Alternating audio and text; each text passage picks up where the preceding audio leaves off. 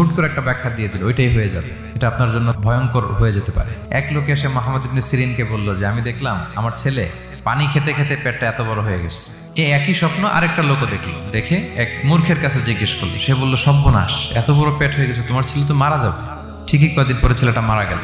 আর একই স্বপ্ন দেখে এই লোক মুহাম্মদ ইবনে সিরিনকে জিজ্ঞেস করেছিল, উনি বলেছেন যে তোমার ছেলে তো অনেক বড় আলেম হবে। ঠিক তাই হয়েছে, ওই ছেলে অনেক বড় আলেম হয়েছে। এই ভিশনও শেয়ার করা যাবে না কারোর সাথে। বিশাল বড় একটা কিছু প্রজেক্ট নিছেন, শুরু করার আগে আপনি বলে ফেলছেন, শেষ, আর এটা হবে না।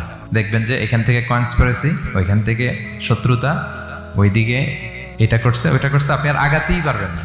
সো স্পেশালি যদি কোনো ভালো স্বপ্ন দেখেন, এট দ্য সেম টাইম খারাপ স্বপ্ন যদি দেখেন, এটা আপনি শেয়ার করবেন না কারোর সাথে। কারণ স্বপ্ন এটা কেবলমাত্র মন মস্তিষ্ক প্রসূত কোনো বিষয় না।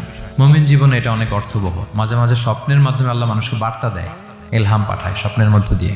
যার জ্ঞান নেই বা ব্যক্তিগত জীবনে